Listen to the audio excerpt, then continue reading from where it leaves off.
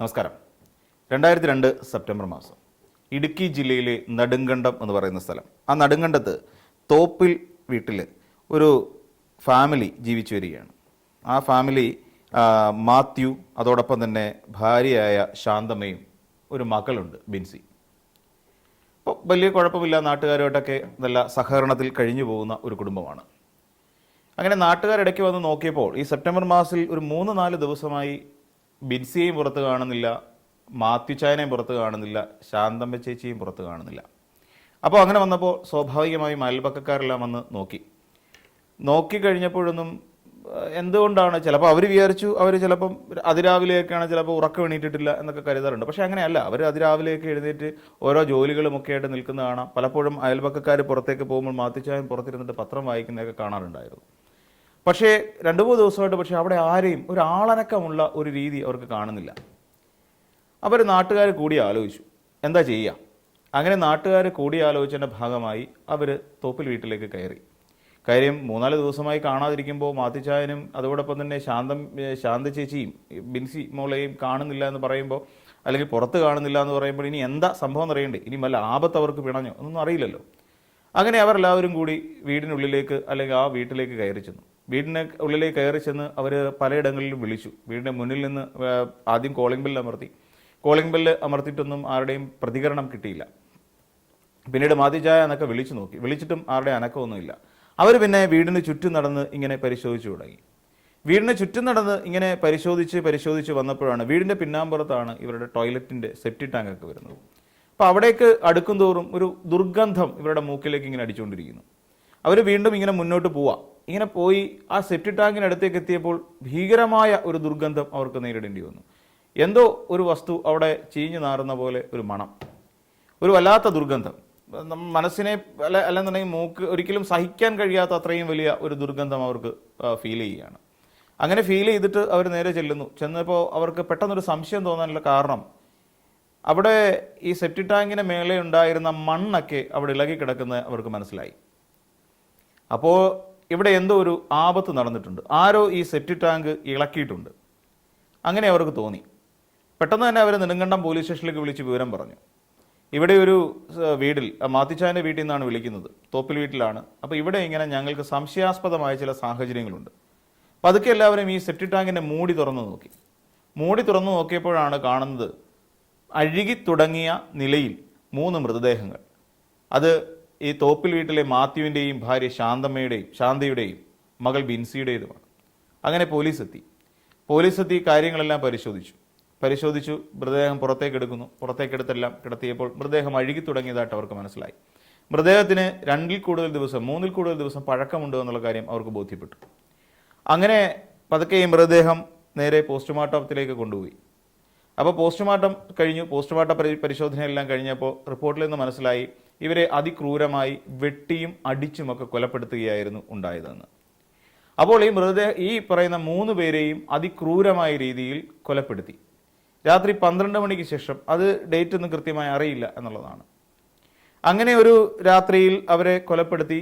ആ കൊലപ്പെടുത്താൻ വന്ന പ്രതികൾ ഇവരെ 3 പേരെയും വകവരുത്തിയതിന് ശേഷം ഈ സെപ്റ്റി ടാങ്കിൻ്റെ മൂടി തുറന്ന് ഇതിലേക്ക് ഇടുകയാണ് ഉണ്ടായത്. എന്തിനാണെന്ന് ചോദിച്ചാൽ അത് തെളിവ് നശിപ്പിക്കലിൻ്റെ ഭാഗമായിട്ട് ചെയ്ത ഒരു പ്രവൃത്തിയാണ്. പോലീസ് ആകെ കുഴങ്ങി. 3 കൊലപാതകങ്ങൾ ഒരു വീട്ടിനുള്ളിൽ നടന്നിരിക്കുന്നു. കൊലപാതകങ്ങൾ നടക്കുക മാത്രമല്ല, തെളിവ് നശിപ്പിക്കുന്നതിൻ്റെ ഭാഗമായി ഈ മൃതദേഹങ്ങൾ സെപ്റ്റി ടാങ്കിനുള്ളിലേക്ക് എടുത്ത് കിടത്തുകയും ചെയ്തു. സ്വാഭാവികമായും നാട്ടുകാർക്ക് സംശയം തോന്നിയില്ലായിരുന്നെങ്കിൽ ഒരുപക്ഷെ മാത്യുവിൻ്റെയും ശാന്തയുടെയും ബിൻസിയുടെയും മൃതദേഹം അതിനുള്ളിൽ കിടന്ന് തന്നെ ഇല്ലാതെയാകുമായിരുന്നു. അങ്ങനെ പോലീസുകാർക്ക് ഒരു തെളിവുമില്ല, ആരാണ് കൊന്നത്, അങ്ങനെയാണ് ഈ കൊലപാതകം നടന്നത്, എപ്പോഴാണ് ഈ കൊലപാതകം നടന്നത്, ഇതുമായി ബന്ധപ്പെട്ട് യാതൊരു വിവരങ്ങളുമില്ല. പോലീസ് ഇതുമായി ബന്ധപ്പെട്ടുകൊണ്ട് ശാസ്ത്രീയ പരിശോധനകളിലേക്ക് മൃതദേഹത്തിൽ ആഴത്തിലുള്ള മുറിവുകൾ കണ്ടു. ഏതോ മൂർച്ചയുള്ള വസ്തുക്കൾ കൊണ്ട് വെട്ടി പരിക്കേൽപ്പിച്ചതായിട്ട് കാണുന്നുണ്ട്. അതോടൊപ്പം തന്നെ ധാരാളമായി മർദ്ദിച്ചിട്ടുമുണ്ട്. ഇങ്ങനെ വെട്ടിയതിൽ നിന്ന് രക്തം വാർന്നിട്ടാണ് ഇവർ മരണപ്പെട്ടത് എന്നുള്ള കാര്യം പോസ്റ്റ്മോർട്ടം പരിശോധനയിൽ നിന്ന് മനസ്സിലായി. അങ്ങനെ ഇനി ആരാണ് കൊലപാതകി എന്നുള്ളത് അറിയണം. അപ്പോൾ കൊലപാതകം നടത്തുന്ന അല്ലെങ്കിൽ ആരാണ് എന്താണ് എന്ന് നാട്ടുകാർക്കാർക്കും യാതൊരു സംശയവുമില്ല. എന്നാൽ അതേസമയം ഇവർക്ക് കിട്ടിയ ആകെ ഒരു തുമ്പുള്ളത്, ഈ മാത്യു പലരുമായി ചില സാമ്പത്തിക ഇടപാടുകളൊക്കെ ഉണ്ട്. അത്തരം സാമ്പത്തിക ഇടപാടുകളിലെ തുടർന്നിട്ട് ആ ശത്രുക്കൾ ആവാം ഈ മാത്യുച്ചായനെ കൊലപ്പെടുത്തിയത് എന്ന രീതിയിൽ ഒരു ചിന്താഗതി വന്നു. അങ്ങനെ അദ്ദേഹത്തിൻ്റെ ഫോൺ ഹിസ്റ്ററിയൊക്കെ പരിശോധിച്ചു മാത്യുച്ചായൻ്റെ. കാര്യം അത്യാവശ്യം നാട്ടിൽ ബിസിനസ്സും ഒക്കെ നടത്തി ജീവിക്കുന്ന ഒരാളാണ് ഈ മാത്യുച്ചായൻ. അങ്ങനെ കോൾ ഹിസ്റ്ററിയൊക്കെ പരിശോധിക്കുന്നു. CDR ഒക്കെ എടുത്തു. CDR ഒക്കെ എടുത്തതിൽ നിന്ന് മനസ്സിലായി ഈ കൂട്ടത്തിൽ ഒരാളുടെ കോൾ എന്തോ പന്തികേടായിട്ട് തോന്നി. സാബു എന്നാണ് പേര്. ഈ സാബുവുമായി ബന്ധപ്പെട്ടുകൊണ്ട് അദ്ദേഹം കുറേ സാമ്പത്തിക ഇടപാടുകൾ നടത്തിയിട്ടുണ്ട്. അതോടൊപ്പം ചില പാർട്ണർഷിപ്പ് ബിസിനസ്സും ഈ സാബുവുമായി ചേർന്ന് നടത്തിയിട്ടുണ്ട്. അപ്പോൾ അങ്ങനെ വന്നപ്പോൾ പോലീസ് സാബുവിലേക്ക് നേരിട്ടെത്തി. സ്വാഭാവികമെന്നോണം സാബു കൃത്യമായി ഇതിനെക്കുറിച്ച് തനിക്കൊന്നും അറിയില്ല എന്ന നിലയിലാണ് നിന്നത്.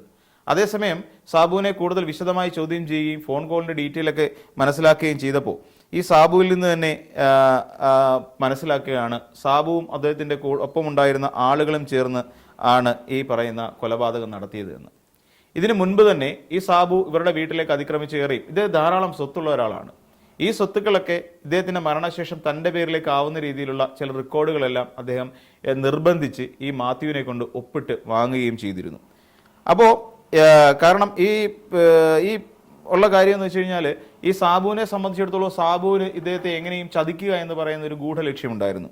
ആ ഗൂഢലക്ഷ്യം നടപ്പിലാക്കുക എന്നുള്ളതായിരുന്നു അദ്ദേഹത്തിൻ്റെ ഒരു കാര്യം. അപ്പോൾ അതുകൊണ്ട് തന്നെ അദ്ദേഹം നടത്തുന്ന ബിസിനസ്സുകൾ ആരൊക്കെയാണ് പങ്കാളികൾ, മാത്യുവിൻ്റെ പങ്കാളികൾ ആരൊക്കെയാണ്, അതോടൊപ്പം തന്നെ മാത്യുവിന് വേറെ ആരെങ്കിലുമായിട്ട് എന്തെങ്കിലും തരത്തിലുള്ള സാമ്പത്തിക ഇടപാടുകളുണ്ടോ, അപ്പോൾ സാമ്പത്തിക തർക്കങ്ങളുണ്ടോ, അപ്പോൾ അങ്ങനെ തുടങ്ങിയ കാര്യങ്ങളെ കേന്ദ്രീകരിച്ച് അന്വേഷണം നടത്തുകയും അതുമായി ബന്ധപ്പെട്ടുകൊണ്ട് CDR പരിശോധിക്കുകയും ചെയ്തപ്പോഴാണ് ഇങ്ങനെ ഒരു വിവരം കിട്ടിയത്. അത് മാത്രമല്ല, ഈ മരണത്തിന് ശേഷം ഈ സാബുവിനെ പിന്നീട് കാണാൻ കിട്ടിയിട്ടില്ല. അതായത് ഇവർ ഒളിവിൽ പോകുന്ന ഒരു രീതിയുണ്ടായി.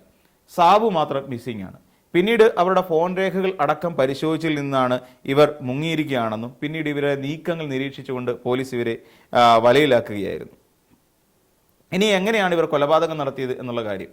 അതായത് ഈ മാത്യു എന്ന് പറയുന്ന ഒരാളുടെ കയ്യിൽ ധാരാളമായി പണമിരിപ്പുണ്ട്, സമ്പത്തുണ്ട്. അപ്പോൾ അത് എങ്ങനെയെങ്കിലും കൈക്കലാക്കുക എന്ന് പറയുന്ന ഒരു ഗൂഢ ലക്ഷ്യം ഈ പറയുന്ന സാബുവിൻ്റെ ഉള്ളിലേക്ക് കടന്നു കയറി. അപ്പോൾ അങ്ങനെ വന്നപ്പോൾ ഇനിയും അടുത്ത ലക്ഷ്യം എന്ന് വെച്ചാൽ എങ്ങനെയെങ്കിലും മാത്യുവിൻ്റെ പ്രീതി പഠിച്ചു പറ്റുക, അല്ലെങ്കിൽ പൂർണ്ണ വിശ്വാസം നേടിയെടുക്കുക എന്നുള്ളതായിരുന്നു. അതിനുവേണ്ടി സാബു പരമാവധി ശ്രമിക്കുകയും അദ്ദേഹവുമായി കൂടുതൽ അടുക്കുകയും ചെയ്തു. അങ്ങനെ ഈ മാത്യുവിൻ്റെ എല്ലാ സ്നേഹവും പരിഗണനയും അതോടൊപ്പം തന്നെ വിശ്വാസവും നേടിയെടുക്കാൻ സാബുവിന് കഴിഞ്ഞു. അങ്ങനെ ഈ പറയുന്ന സാബു പിന്നീട് മനസ്സിലാക്കി എത്രയും പെട്ടെന്ന് തന്നെ ഈ മാത്യുവിനെയും കുടുംബത്തെയും ഇല്ലാതാക്കണം. ഇല്ലാതാക്കി കഴിഞ്ഞാൽ മാത്യുവിൻ്റെ പേരിലുള്ള ആ വലിയ തുകയും അതോടൊപ്പം സ്വത്തുവകകളും തൻ്റെ പേരിലേക്ക് എത്തും എന്ന് തന്നെ അയാൾ ഉറച്ചു വിശ്വസിച്ചു. ആ ഉറച്ചു വിശ്വസിച്ചതിൻ്റെ ഭാഗമായി ഇവർ നേരെ അങ്ങോട്ട് ചെന്നു. ഈ ഇടപാടുകളുമായി ബന്ധപ്പെട്ടിട്ടുള്ള എല്ലാ പ്രമാണങ്ങളും അതോടൊപ്പം തന്നെ വ്യാജരേഖകൾ തുടങ്ങിയവരെല്ലാം നിർബന്ധിച്ച് ഈ മാത്യുവിനെ കൊണ്ട് അയാൾ ഒപ്പുവെപ്പിച്ചു. അങ്ങനെ ഒപ്പുവെപ്പിച്ചതിന് ശേഷം അത് സ്വന്തമാക്കുക എന്ന് പറയുന്ന ഒരു പ്രോസസ്സിലേക്ക് എത്തി. അങ്ങനെ ഒരു ദിവസം ഇതെല്ലാം സ്വന്തമാക്കിയതിന് ശേഷം സാബു തീരുമാനിക്കുന്നു ഇനി മാത്യു വേണ്ട. അങ്ങനെ വന്നപ്പോൾ സാബു തൻ്റെ കൂട്ടാളികളെയും കൂട്ടി, കാരണം പണമുണ്ട്, ആരെയും ഒപ്പം നിർത്താൻ കഴിയുന്ന ഒരു സാഹചര്യവുമുണ്ട്. അങ്ങനെ സാബു പതിയെ തൻ്റെ കൂടെ ഉണ്ടായിരുന്നവരെ ഒപ്പം ചേർത്തിട്ട് ചില കൂട്ടുകാരെയും വിളിച്ചുകൊണ്ട് പാതിരാത്രി ഈ വീട്ടിലേക്ക് അതിക്രമിച്ച് കയറി, തോപ്പിൽ വീട്ടിലേക്ക്. അങ്ങനെ തോപ്പിൽ വീട്ടിലേക്ക് അതിക്രമിച്ച് കയറുകയും പ്രതിരോധിക്കാൻ എന്നവണ്ണം നിന്ന മാത്യുച്ചായനെ ക്രൂരമായി തല്ലുകയും അതോടൊപ്പം കയ്യിൽ കരുതിയിരുന്ന ഇതിട്ട്, അതായത് മൂർച്ചയുള്ള ഉപകരണം, കത്തിയോ വാളോ അങ്ങനെ എന്തോ കൊണ്ട് ക്രൂരമായി വെട്ടി കൊലപ്പെടുത്തുകയും ചെയ്തു. എതിർക്കാനായി നിന്ന ഈ ഭാര്യയായ ശാന്തയെയും അതോടൊപ്പം മകളെയും അവർ കൊലപ്പെടുത്തുകയും ചെയ്തു. ഇങ്ങനെയാണ് ഈ കൊലപാതകം കൃത്യമായി ഈ സാബു ആസൂത്രണം ചെയ്തത്. ഇതിൻ്റെ ഭാഗമായി നമ്മളൊന്ന് ആലോചിച്ച് നോക്കൂ. ഒരാളുടെ സ്വത്ത് ഒരാളുടെ കയ്യിലിരിക്കുന്ന, അതിപ്പോൾ അവർ ജീവപര്യന്തം ശിക്ഷ ലഭിച്ചിരിക്കുകയാണ് അദ്ദേഹത്തിൻ്റെ കൂട്ടാളികൾക്കും സാബുവിൻ്റെ. നമ്മളിവിടെ ഒന്ന് ആലോചിച്ച് നോക്കേണ്ട ഒരു പ്രധാനപ്പെട്ട കാര്യം, ഈ ബന്ധുക്കളായിട്ടുള്ള അല്ലെങ്കിൽ ഒരാളുടെ കയ്യിൽ കുറേയധികം സ്വത്തുണ്ട്. ആ സ്വത്ത് മറ്റൊരാളുടെ കയ്യിലിരിക്കുന്ന സ്വത്ത് തൻ്റേതാക്കി മാറ്റാൻ വേണ്ടി ഏത് നിഷ്ഠൂര കൃത്യവും ചെയ്യുന്നവരായി മനസാക്ഷി അല്ലെങ്കിൽ മനുഷ്യൻ അധപ്പതിച്ചിരിക്കുന്നു എന്നുള്ളതിൻ്റെ ഏറ്റവും വലിയ തെളിവാണ് സാബുവും ഈ മാത്യുച്ചായനുമൊക്കെ. മാത്യുച്ചായൻ്റെ കയ്യിൽ സമ്പാദ്യമുണ്ടായത് അദ്ദേഹം ആരുടെയും കയ്യിൽ നിന്ന് കട്ടും മോഷ്ടിച്ചിട്ടൊന്നുമില്ല. അദ്ദേഹം ഹാർഡ് വർക്ക് ചെയ്തു എന്ന് തന്നെ പറയാം. കഠിനമായി അധ്വാനിച്ചു. അത് വർദ്ധിപ്പിക്കുന്നതിന് വേണ്ടി ചില ബിസിനസ്സുകൾ അദ്ദേഹം ചെയ്തു. അങ്ങനെ പലരുമായി സാമ്പത്തിക ഇടപാടുകളിലേക്ക് ബിസിനസ്സിൻ്റെ ഭാഗമായി ഉണ്ടാക്കിയെടുത്തു. ചിലരെ പങ്കാളികളാക്കി ഒപ്പം ചേർത്തു. പക്ഷേ ചിലരുടെ മനസ്സിലിരുന്നത് മറ്റൊന്നായിരുന്നു, സാബുവിനെ പോലുള്ളവരുടെ. എങ്ങനെയെങ്കിലും അദ്ദേഹത്തിനെ കൊലപ്പെടുത്തി അദ്ദേഹത്തിൻ്റെ പേരുള്ള വസ്തുവകകളും സമ്പത്തുമെല്ലാം തട്ടിയെടുക്കുക എന്നുള്ളതായിരുന്നു അദ്ദേഹത്തിൻ്റെ ലക്ഷ്യം. ആ ലക്ഷ്യത്തിന് വേണ്ടി എന്ന് ആലോചിച്ച് നോക്കൂ, ആ ലക്ഷ്യത്തിന് വേണ്ടി ഈ മാത്യുവിനോടൊപ്പം അദ്ദേഹത്തിൻ്റെ ഭാര്യയും മകളെയും കൂടി കൊലപ്പെടുത്തി. എന്നാൽ ഇപ്പോൾ ആ വസ്തുവകൾ അനുഭവിക്കാൻ ഈ സാബുവിന് കഴിഞ്ഞോ? ഇല്ല.